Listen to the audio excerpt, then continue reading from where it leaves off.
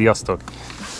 Hát verőfényes napsütés van most itt a háttérben, és egy giges, plastikos horgászat van a mai napon porondon, és látjátok is már, egy ajuszínú ZTL minó van itt a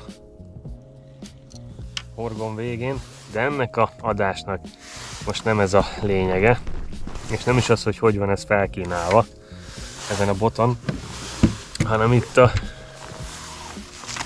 kezemben és mellettem lévő mustard kis ZTL minóknak a sokasága, és ennek a sokaságnak a színei. Mutatok egy pár darabot, tényleg így a teljesség igénye nélkül ezekből a csalikból, és brutális színarzenál van itt a Japanese Whiting, Shirashu, Chartreuse és a sima színek mentén. Ugye ő egy elég különleges darab, mellette Red Gold Glitter, ő is egy különleges darab, és ugye minden ilyen kis ZTL minó, ugye 2 inch, 3 és 3,5 inches verzióban is elérhető, de ennek a kis bemutatónak és adásnak nem is ez most inkább a lényege, hanem hogy ez a színarzenál mire jó és mire is lehet ezt alkalmazni, és úgy általánosságban egy minimális részemről lévő ajánlás, hogy melyik színt mikor érdemes használni. Nincsenek kőbevésett szabályok ementén, mert nekem is vannak kedvenc színeim, amit sötétben, a világossal bármikor horog végre tűzök, de egy ilyen kis általános irányadás, iránymutatás részemről, hogyha elakadtok ebben a színarzenálban, és egy bolt polcán levennétek egy műcsalit, és nem tudjátok, hogy a saját vizetekre melyiket vegyétek le. Ugye általánosságban az elmondható, hogy mint például ez a Shirashu, ki is veszem ezt, hogy jobban látszódjon. Egy ilyen Shirashu modell, ami egy ilyen áttetsző vörös szemmel, és egy ilyen áttetsző felső pearl, alsó áttetsző színnel kombinált csali. Ugye nálam ez még teli blisterben van, mert én igazából az én saját vizeim kicsit koszosabbak, mint az ilyen bányatavak és tisztább vízű vízterületek. Így nálam ez ritkán kerül a kapocsvégbe. Max nyáron, hogyha ilyen tisztább vízű sztorira tévedek, és akkor már el is mondtam itt az első opciót, mégpedig az ilyen áttetsző csalik. Itt a ZTL minó sorozatban ebből 3 is van, én inkább úgy mondom 3,5, hogy egyik volt ez a Shirashu, a másik ez a Japanese Whiting, ezt is mutatom. Ezt már nyáron, amikor nagyon-nagyon belesüt a vízbe, és tiszta, letisztultabb a Tiszának vagy az Agyvának a vize, akkor már ilyen színű csalikat én felrakok. Ez is egy ilyen áttetsző has és egy barnás olaj háttal rendelkezik. Na ugye ezek az áttetsző és ilyen különböző flitterrel ellátott csalik, ahogy most már kétszer el is mondtam és belekezdtem, ezek a letisztult vizeknek a csaliai, és még mutatok egyet. Ugye említettem, hogy a test áttetsző, emiatt ugye egy vízben eliszkoló táplálék halat tud ez utánozni, mivel az ilyen áttetsző vizekben ugye a halak inkább magát a csillámot és a természetközeliséget veszik észre, ugye a letisztult tiszta vízben, és nem magát a formát annyira, meg a kontúrokat, meg a sötétséget, hanem tényleg itt nagyon fontos, hogy a természet közeliséget és természet azonosságot sugározzák ezek a sztorik. Bányató és tiszta víz, ugye ezekre jók ezek a áttetsző színösszállítással ellátott csalik. Ugye lehet itt még ezt ezt tovább boncolgatni. Viszont ami még egy külön téma itt a következő lépcsőben, az a napszakok. Ugye, és utána belemegyek majd a koszos vízbe, ami ennek az én vizeim is általában, ahova járok horgászni.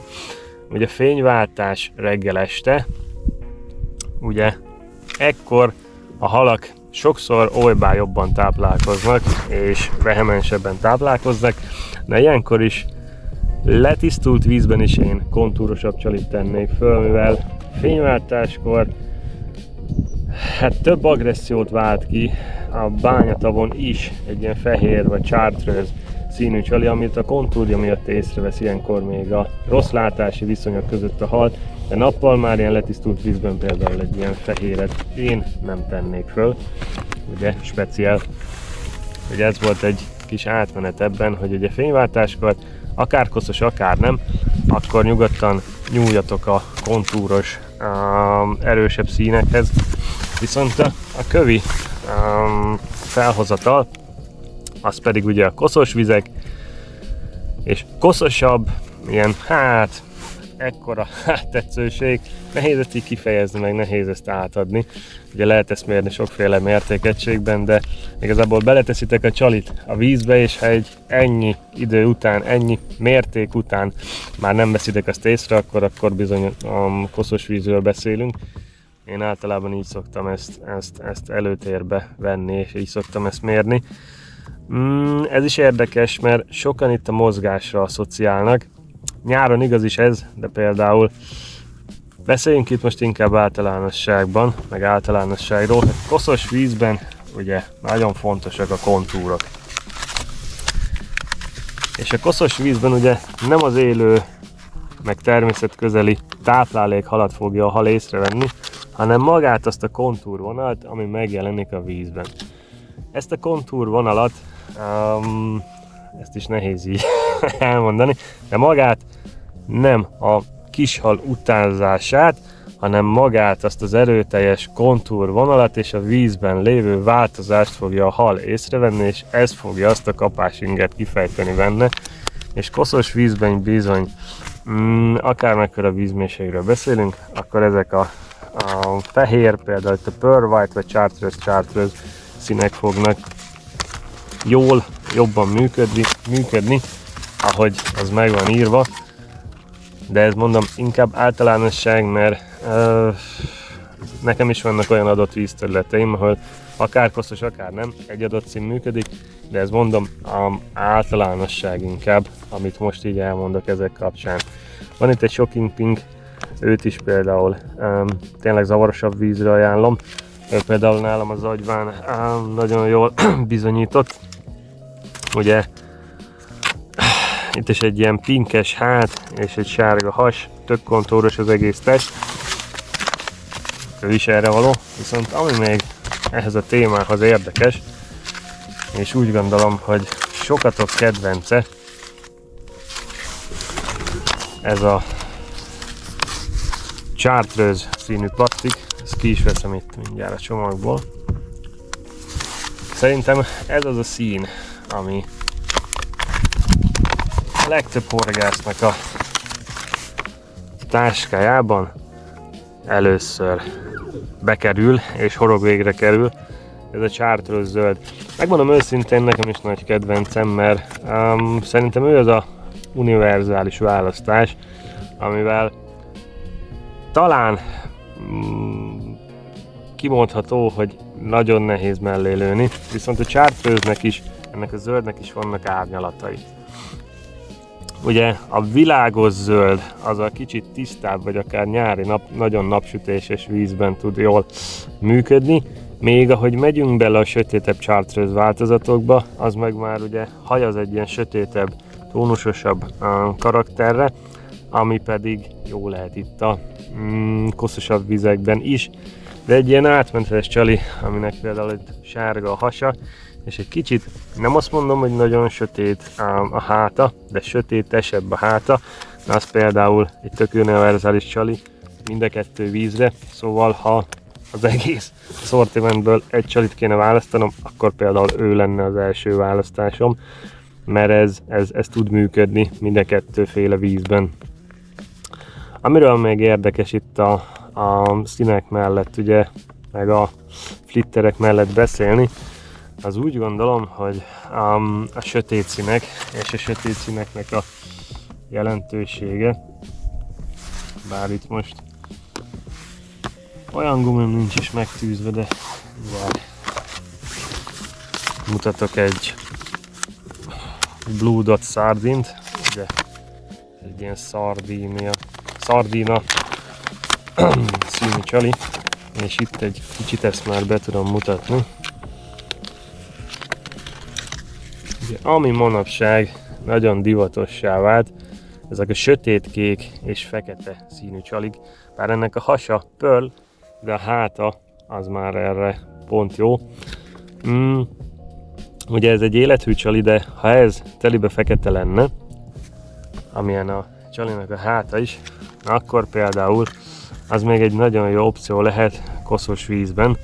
Ez ugye az elmúlt évek során is nálam tapasztalás volt, meg plusz info, hogy tényleg ezek a fekete vagy sötétkék csalik, amik tényleg nem a narancssárga és nem a rikító fehér, hanem ténylegesen fekete színű csalik, azok ilyen kakaós vagy áradásban, vagy áradás után lévő vizekben brutál jól tudnak működni. Így fogtam például harcsát is, azt majd bevágom itt a videó végére, főleg ezt a tiszatavi harcsát. Tényleg itt is annyi a lényeg, hogy maga a fekete test azokkal a kis, általában szürke ezüst vagy kék flitterekkel, maga a kontúr és kontúrvonalai miatt az áradásban is kiüt, és ki tud tűnni az áradásos koszos vízben, és ez kelti fel ugye a halaknak a kapását, kapásingerét. Szóval ez a szösszenet itt ennyi lett volna, itt a felhívva figyelmet egy úcsó tippel, itt a csali színválasztás és a vizek színének a kapcsolata véget. Szóval remélem, hogyha ebbe az útvesztőbe kérdésetek volt, akkor egy-kettőt megfejtettem. Aztán a kövi adás pedig szintén egy csalikhoz fog kapcsolódni, az pedig a vezetés, szóval akit érdekel ez is, és nem azt mondom teljesen, hogy az alapokban, de szeretne egy kicsit plusz infót kapni, azt tartson velem kövire, mert erről is hozok pár érdekes dolgot majd. Na, köszi a figyelmet, kövi adásban találkozunk, sziasztok!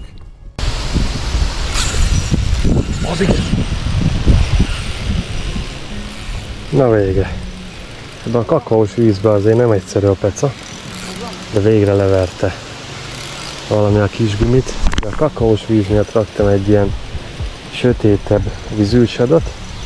Hát kíváncsian várom, hogy mi verte le. De nagyon menni akar be a nádba, ami nekünk nem jó.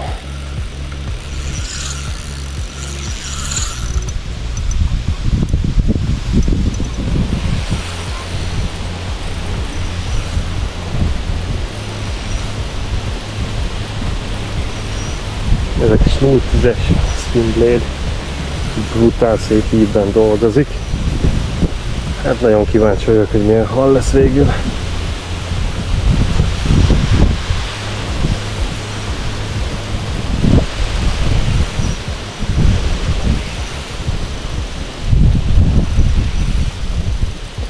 Benne van a pakliban a harcsa is, de én nem sok esélyét látom.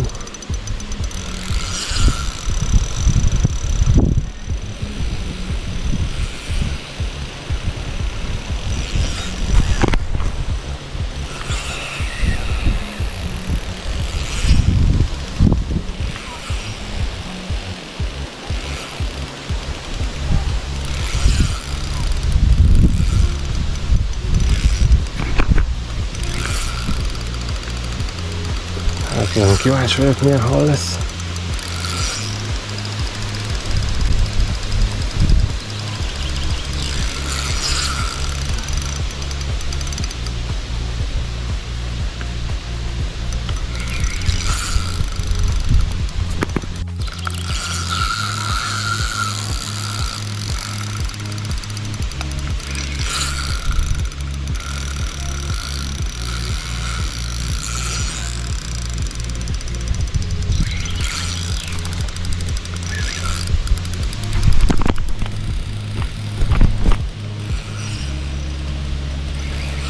Azért ebben a pálcában azért vannak erőtartalékok. A 0 g rá van írva, de azért ez a blank ez erősebb sokkal.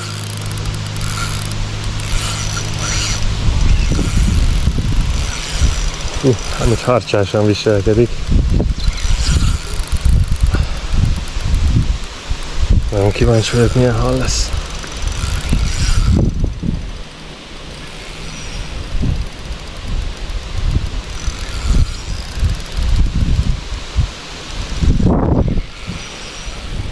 Nagyon abban a nádba akar menni.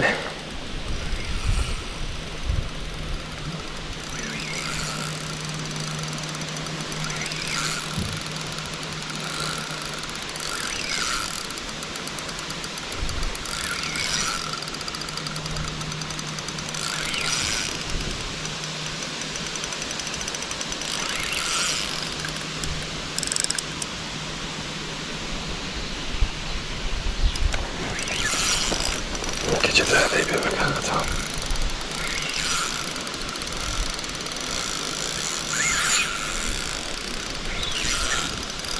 Én azt mondom, hogy vagy külsős, vagy harcsa.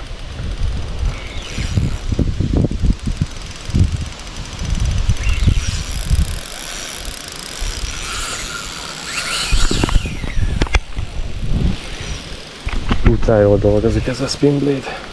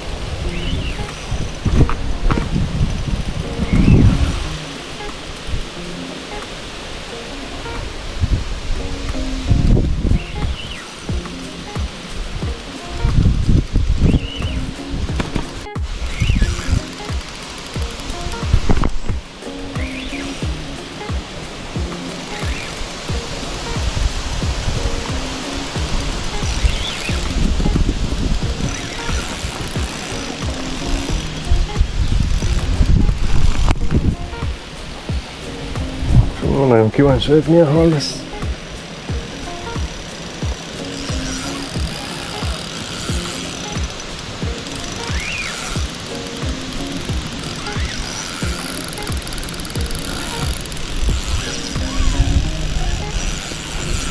Az összes akadót meg akarja találni.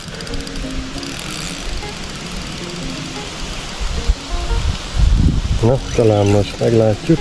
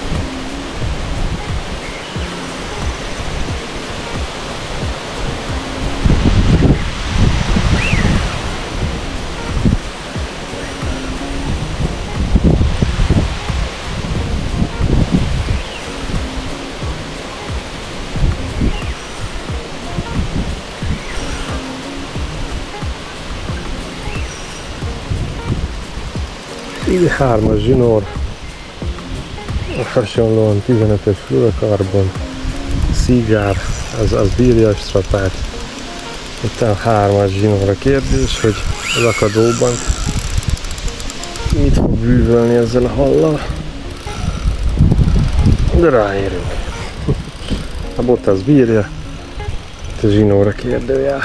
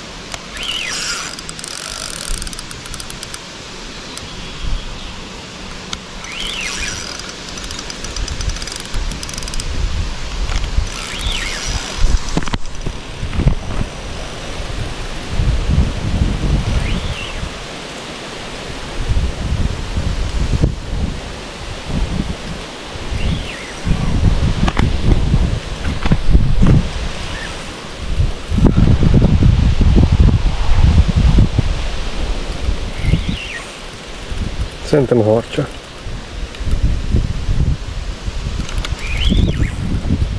Most már jönnek a buborékok. Harcsa. Nem pont. Hú, de örülök neki. Hú, nagyon szélesen akadt. Ezért ezt a 0,10 grammos pálcát egy harcsába betesztelni azért élményszámba megy.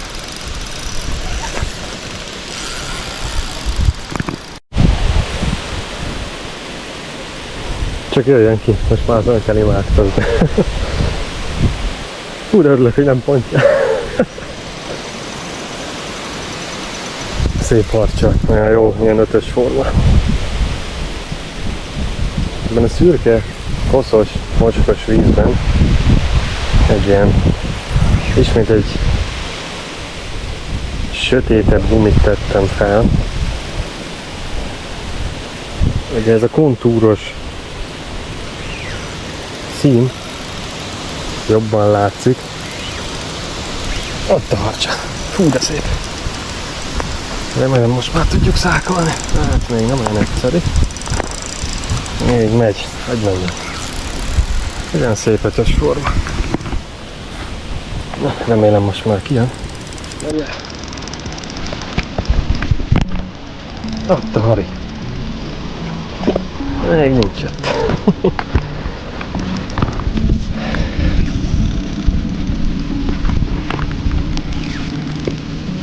Az UL-bottal nem én irányítok. Hú, de szép. Hát talán most. Na, még egy picit. És megvan. Hát ezt a Springblade-et leteszteltük. Gyönyörű harcsa. De nézzetek. Gyönyörű Tiszatavi Haresz. Nem, kicsit összeszedem a szerkót és fotózunk egyet.